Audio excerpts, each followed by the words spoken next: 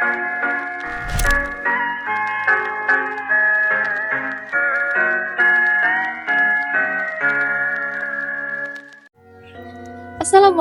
warahmatullahi wabarakatuh. Shalom, Om Swastiastu, Namo Buddhaya, salam kebajikan. Halo teman-teman, saya Azura Naatira Zulkarnain, mahasiswa program studi Pendidikan Bahasa dan Sastra Indonesia, Fakultas Keguruan dan Ilmu Pendidikan Universitas Sriwijaya dengan NIM 0602 1182328063. Di tengah hiruk pikuk kota Palembang yang modern, berdiri sebuah bukit yang luas yang menyimpan jejak besar dalam sejarah dan kebudayaan bangsa Melayu. Bukit ini dikenal dengan nama Bukit Siguntang. Terletak di Kelurahan Bukit Lama, Kecamatan Ilir Barat 1, Kota Palembang, Sumatera Selatan, sekitar 5 km dari pusat kota dan Sungai Musi. Nama Siguntang diyakini berasal dari kata terkuntang-kuntang, yang berarti mengapung atau melayang. Konon dahulu, bukit ini tampak seperti pulau terapung yang berdiri sendiri di tengah perairan, menjulang tenang di antara dataran rendah kota Palembang. Bukit Siguntang memiliki ketinggian sekitar 26 meter di atas permukaan laut, menjadikannya titik tertinggi di kota ini. Sejak masa kerajaan Sriwijaya, bukit ini dikenal sebagai tempat sakral, pusat spiritual, dan kini menjadi situs budaya, religi, dan sejarah yang dilindungi kawasan sebagai cagar budaya nasional. Bukit ini bukan hanya tempat berziarah, ia juga menjadi panggung hidupnya sastra lisan, berupa legenda, cerita rakyat, dan kisah turun-temurun yang diyakini oleh masyarakat sebagai bagian dari jati diri mereka. Dari sini, lahirlah legenda besar yang telah membentuk sejarah kerajaan-kerajaan Melayu, dan inilah kisahnya. Saat ini saya sedang berada di Bukit Siguntang. Tempat ini adalah tempat yang bersejarah, tempat yang keramat, dianggap penting oleh masyarakat Palembang dan sekitar. Sekarang saya sudah bersama Bapak Sulaiman. Selamat siang, Pak. Pak Sulaiman ini adalah tour guide atau juru kunci Burus di Bukit Siguntang ini. Jadi kita akan mencari tahu banyak hal tentang Bukit Siguntang ini dengan Pak Sulaiman. Bisa diceritakan, Pak, sebenarnya Bukit Siguntang ini awalnya tempat apa, Pak? Apakah sejak awal memang merupakan kompleks pemakaman atau sebelumnya pernah menjadi tempat yang penting atau apa gitu selama kerajaan Palembang? Kalau masa Sriwijaya tempat salah satunya belajar agama kita. Jadi dia berlabuh di kaki Bukit Siguntang melalui Sungai Tatang atau Sungai Kedutan Bukit. Itu tercatat dalam buku satu Ising, Kereta Ising atau Aicing. Nah, tapi setelah era Islam, sesudah runtuh Sriwijaya, setelah ujung Majapahit, tempat pemakaman ulama-ulama Muslim. Ada makam, ada makom tempat jelas, sedangkan makam. Yang makam ada berapa? Makam ada 4, yang makom. Kami satunya Putri Belajar atas itu Surabaya atau Ibu Dokter memiliki tebang selebar daun. Kemudian ada Syekh Sarif ada di Kuning dan Panglima sekarang ada 2. Yang terakhir Panglima di Yang 3 itu nggak ada jasadnya? Nggak ada, jadi tempat hanya jasad. Kalau untuk makam aslinya di mana, Pak? Kalau sebentar alam dia di Malacca, Malaysia. Oh, di Malaysia. Jadi, bedanya dia tidak menghadap kiblat. Oh, yang makam itu tidak menghadap kiblat. Oh. Nah, apakah ada, Pak, cerita rakyat atau legenda yang berkembang tentang asal-usul Bukit Siguntang? Kalau Bukit Siguntang itu diambil dari bahasa atau bukit terombang-ambing atau terapung-apung, atau dalam bahasa Palembang bukit yang terkuntang-kuntang, mereka itu Bukit Siguntang. Luasnya 14 hektar, tingginya 27 meter dari permukaan air atau laut. Nah, bukit ini dulu tempat kepercayaan atau dianggap suci oleh seluruh umat beragama. Kenapa begitu? Ya, karena dianggap bukit sakral atau keramat atau bukit yang disucikan. Nah, bisa kita lihat dari upacara keagamaan seperti Waisak, kemudian Kirap, agama Hindu, kemudian Jarak Kubro, agama Islam, kemudian Konghucu. Nah, ini merupakan dari cikal bakal awal-awal raja-raja yang ada di Bukit Siguntang atau sekitar. Berarti ada banyak juga ritual atau perayaan agama-agama di sini, Pak. Iya. Cuma Buddha, Hindu, tapi juga Islam juga. Islam juga, ada juga kejawen, ada juga menurut kepercayaan dan keyakinan masing-masing. Ada orang kemenyan, nabur bunga, siram air, kirim patah, kulhu atau pai-pai atau sungkem dalam Jawa kan. Menurut keyakinan masing-masing. Jadi ada nggak Pak dongeng atau legenda itu tentang Bukit Siguntang ini? Iya, kalau ada salah satu kita ambil rujukan salah satu kitab Salawatu Salatin yang dikarang oleh Tun Sri Lanang.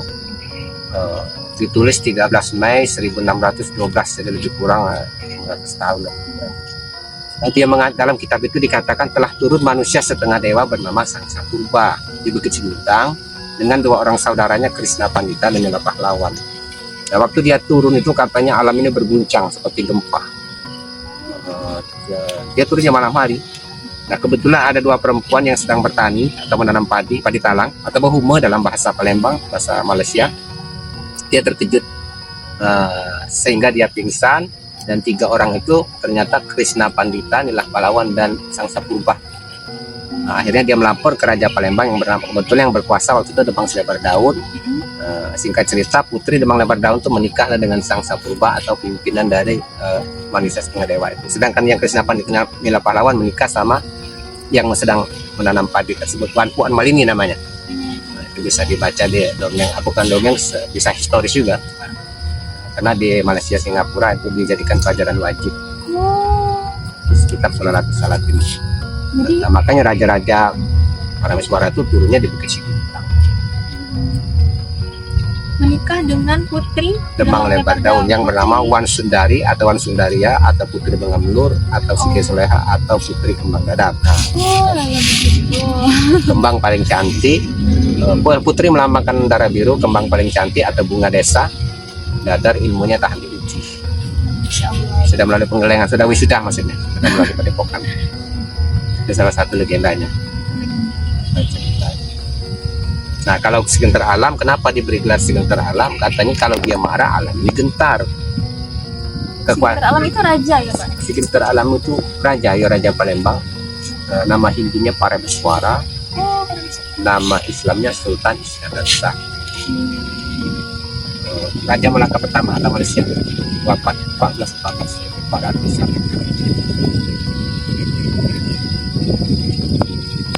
Jadi apakah ada kaitan kisah ini dengan kepercayaan atau agama tertentu Pak?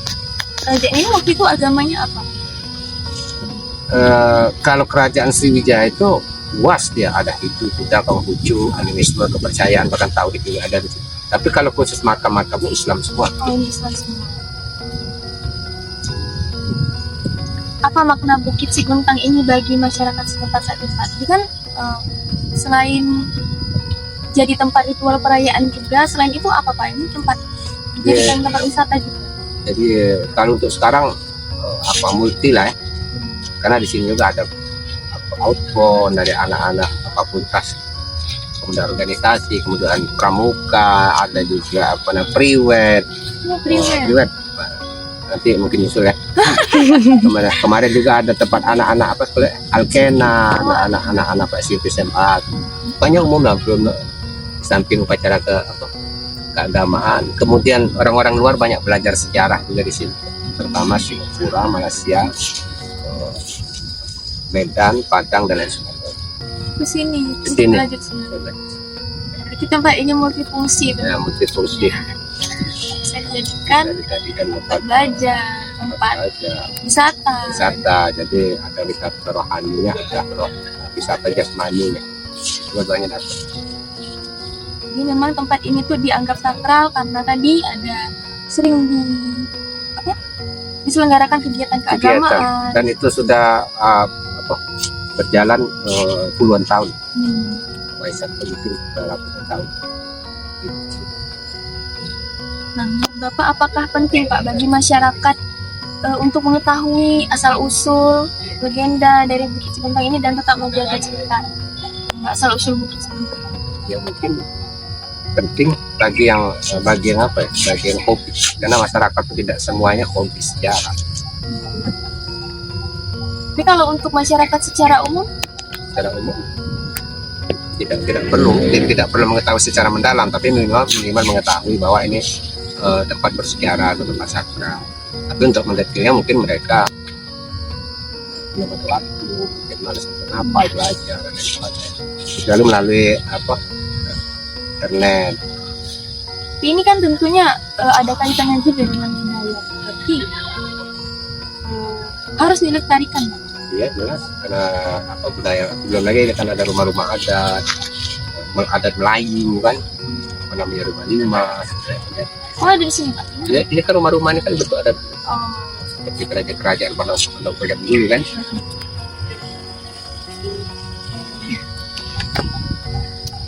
Nah, teman-teman, jadi Bukit Siguntang ini tempat yang multifungsi, yang bukan cuma tempat bersejarah saja, tetapi juga tempat wisata, tempat belajar, tempat untuk ritual keagamaan juga. Jadi memang tempat ini adalah tempat yang penting, salah satu tempat yang sangat penting di Palembang, di Sumatera Selatan secara umum. Berdasarkan hasil wawancara dengan juru kunci Bukit Siguntang dan didukung oleh berbagai kajian literatur, diketahui bahwa terdapat satu legenda utama yang menjadi dasar keyakinan masyarakat akan kesakralan tempat ini, yakni legenda yang mengisahkan asal-usul para leluhur Melayu yang dipercaya turun langsung di bukit ini. Dikisahkan bahwa pada suatu malam, dua perempuan petani yaitu Wan Empuk dan Wan Malini menyaksikan cahaya terang dari langit jatuh ke arah Bukit Siguntang. Keesokan harinya, padi mereka berubah menjadi emas, batangnya menjadi perak, dan daunnya menjadi kuningan. Saat mendaki bukit untuk mencari jawaban, mereka menemukan 3 pemuda berpakaian raja penuh wibawa. Mereka adalah Sangsa Purba dengan 2 saudaranya yaitu Sri Krishna Pandita dan Sri Nila Utama, makhluk agung yang dipercaya sebagai keturunan Iskandar Zulkarnain, sang penakluk timur dan barat, atau lebih dikenal sebagai Alexander Agung. Sangsa Purba lalu menemui Demang Leperdaun, penguasa Palembang pada saat itu. Ia meminta seorang perempuan untuk dijadikan istri. Tetapi, 39 perempuan yang dinikahkan kepadanya wafat secara misterius. Hingga akhirnya, Demang mengakui bahwa ia masih memiliki 1 putri yang belum dikenalkannya. Putri ini dikenal dengan berbagai nama: Wan Sundari, Siti Solehah, Putri Bunga Melur, atau yang paling kita kenal sebagai Putri Kembang Dadar. Sangsa Purba pun menikahinya, dan sebelum pernikahan, mereka mengikat perjanjian suci bahwa raja tidak boleh berlaku zalim dan rakyat tidak boleh durhaka selama raja bersikap adil. Inilah yang kemudian dikenal sebagai kontrak politik Melayu yang diwariskan secara lisan sebagai dasar etika kepemimpinan kerajaan-kerajaan Melayu. Dari pernikahan ini lahirlah keturunan para raja Melayu, seperti Parameswara, pendiri Malaka, dan Iskandar Syah, pendiri Kesultanan Johor. Salah satu tokoh yang sangat dihormati dalam versi lokal adalah Raja Segentar Alam, yang dikenal pula sebagai Sultan Iskandar Zulkarnain dalam tradisi Islam. Tokoh ini diyakini sebagai pewaris sah dari Sangsa Purba yang membawa pengaruh besar dalam penyebaran kekuasaan dan budaya Melayu di Sumatera, Semenanjung, hingga ke wilayah Malaysia sekarang. Hingga hari ini, Bukit Siguntang menjadi tempat peristirahatan bagi 7 tokoh legendaris, yaitu Putri Kembang Dadar, Raja Segentar Alam, Panglima Tuan Junjungan, Panglima Bagus Karang, Panglima Bagus Kuning, Putri Rambut Selako, Pangeran Raja Batu Api. Masyarakat datang dari berbagai daerah dan latar kepercayaan untuk berdoa, berziarah, dan mengenang leluhur. Tempat ini bukan hanya monumen sejarah, tapi juga ruang spiritual yang hidup, penuh makna dan nilai persaudaraan lintas budaya. Legenda Bukit Siguntang bukan sekadar cerita lama, melainkan sumber nilai tentang asal-usul, etika kekuasaan, penghormatan kepada leluhur, serta ajaran hidup seperti kerja keras, tanggung jawab, dan spiritualitas. Inilah wajah sastra lisan yang tidak pernah mati. Ia hidup di tengah masyarakat, mengakar dalam tradisi, dan tumbuh bersama zaman. Melalui pelestarian kisah-kisah seperti ini, kita tidak hanya menjaga memori budaya, tetapi juga menguatkan jati diri sebagai bangsa yang besar karena budayanya.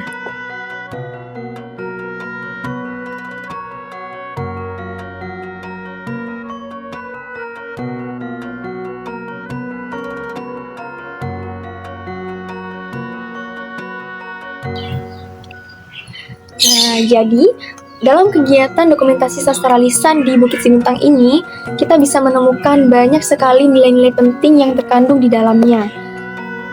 Pertama, dari sisi religius, tempat ini ternyata menjadi titik temu berbagai keyakinan. Ada umat Buddha yang merayakan Waisak, umat Hindu dengan kirapnya, umat Islam dengan ziarah kubro, bahkan ada juga tradisi kejawen dan Konghucu. Ini menunjukkan bahwa sejak dulu masyarakat di sini hidup dalam semangat toleransi dan saling menghormati. Jadi bisa dibilang tempat ini benar-benar simbol toleransi dan keberagaman. Gak cuma itu, tempat ini juga punya nilai historis yang tinggi karena pernah jadi pusat spiritual di masa kerajaan Sriwijaya, dan banyak juga orang dari luar kota bahkan luar negeri itu datang ke sini untuk belajar sejarah. Bukit Siguntang ini dulunya memang pernah jadi pusat pembelajaran agama Buddha di masa kerajaan Sriwijaya. Lalu berkembang jadi kompleks pemakaman tokoh-tokoh Islam termasuk Raja-Raja Melayu. Jadi kita bisa lihat bagaimana tempat ini tetap dihormati lintas generasi. Nah, selain itu dari segi budaya dan tradisi, legenda-legenda seperti kisah Sangsa Purba, Wan Empung dan Wan Malini yang berasal dari kitab Sulalatus Salatin, kitab sejarah Melayu ya, itu memberikan gambaran nilai luhur dan asal-usul Raja-Raja Melayu yang dianggap memiliki darah keturunan dewa. Bahkan bentuk bangunan seperti rumah limas yang ada di sekitaran kompleks pemakaman ini pun masih mempertahankan ciri khas dari adat Melayu. Dan yang menariknya lagi, tempat ini juga punya nilai sosial karena sekarang fungsinya jadi sangat luas. Selain jadi tempat religi, Bukit Siguntang juga jadi tempat belajar sejarah, kegiatan sekolah, bahkan menjadi lokasi foto prewedding. Nah, jadi benar-benar multifungsi, teman-teman. Nah, bicara soal pelestarian, tentu saja ada banyak hal yang bisa dilakukan supaya cerita dan nilai-nilai dari Bukit Siguntang ini tidak hilang di telan zaman. Misalnya, cerita-cerita lisan yang berkembang itu bisa terus didokumentasikan dan disebarluaskan melalui media digital, seperti video ini misalnya. Nah, anak-anak muda mungkin memang sekarang nggak semuanya suka sejarah, tapi kalau disajikan lewat video pendek atau konten interaktif, pasti akan lebih menarik. Ini mereka juga bisa dilibatkan lewat kegiatan edukatif seperti kunjungan sekolah atau lomba cerita sejarah dan sebagainya. Promosi budaya seperti festival atau pameran bisa juga jadi cara yang seru untuk mengenalkan Bukit Siguntang ini ke generasi sekarang. Terus pemerintah dan masyarakat juga perlu jaga kebersihan dan bangunan bersejarah di sana biar tetap terawat sebagai bentuk pelestarian fisik. Dan gak kalah penting, dukungan dari berbagai pihak, baik dari pemerintah, akademisi, sampai masyarakat umum, itu tentunya perlu dikembangkan dalam bentuk kerjasama yang nyata. Oke, kalau dikaitkan dengan kehidupan masa kini, Bukit Siguntang ini tentunya punya peran sosial budaya yang relevan. Di zaman yang makin modern, itu ternyata kita masih butuh ruang-ruang sakral dan penuh makna seperti ini. Jadi Bukit Siguntang ini ternyata bisa juga jadi ruang yang mempertemukan nilai-nilai tradisi dengan gaya hidup sekarang. Misalnya kegiatan wisata religi atau napaktilas sejarah itu bisa dikemas secara menarik agar generasi muda enggak kehilangan koneksi dengan akar budayanya sendiri. Bahkan nilai-nilai toleransi dan keberagaman yang ditunjukkan oleh berbagai praktik keagamaan di tempat ini bisa jadi contoh hidup untuk kehidupan kita sebagai warga negara berbangsa dan beragama di Indonesia. Yang paling menariknya adalah tempat ini sekarang multifungsi.